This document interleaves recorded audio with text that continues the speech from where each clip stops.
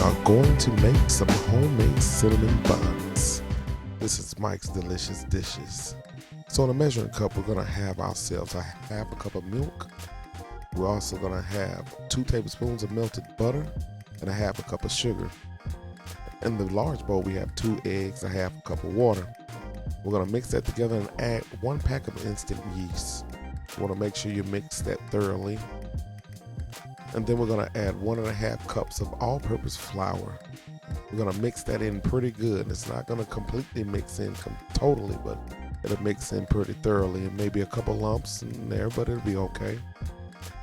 And after we get this mixed real good, as well as possible, we're going to add in 2 cups of all-purpose flour.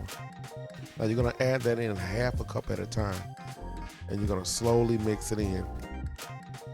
Now sometimes mixing this in, it can be a little bit of a problem, but just got to be consistent and continue to mix it in.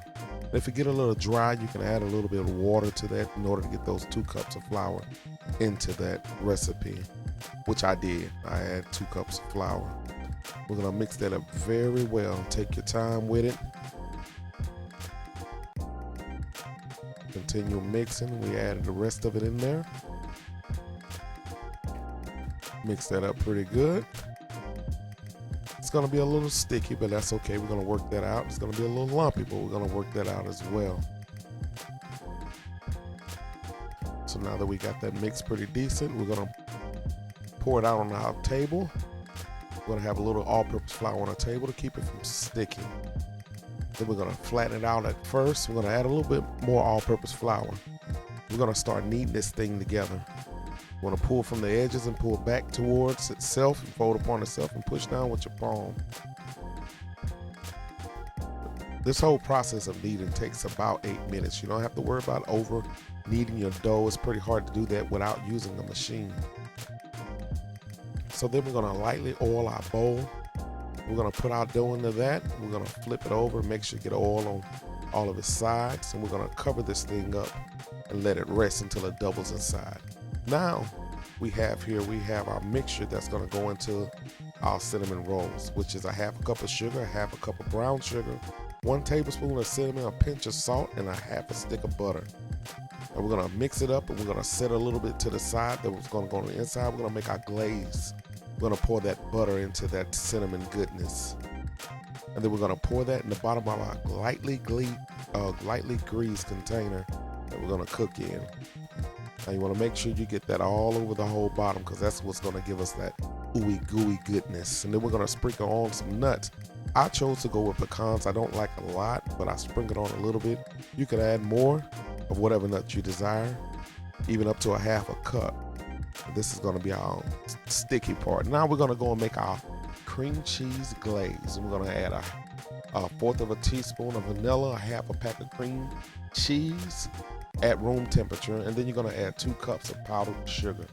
Now you're going to add a little bit at a time. It's going to seem a little rough at the beginning. You're going to have to just kind of mash it together until you get it the way you want it. Just keep whipping it in together. You see it starting to come together. I didn't put any liquid in there, just the cream cheese and powdered sugar. Later on, I'm going to add a little bit of butter later on just to kick it up a little bit. Now we got our dough back out. It has doubled in size. We're going to flatten this thing out and get it ready for the pan. Add a little bit more all-purpose flour so it won't stick to your rolling pin. And we're going to roll it out to about the size of our container that we're going to cook in. So roll it out. It doesn't have to be very thin. We just wanted to make the right size. Then we're going to brush it with some butter. Look at me bumping the tripod. It's okay though, but we're going to add a little bit of butter.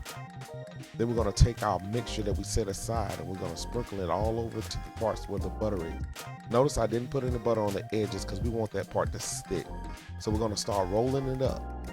You want to roll it up pretty tight because you don't want to get any air bubbles inside. So take your time. There's no need to rush. Just roll it on up, roll it on up.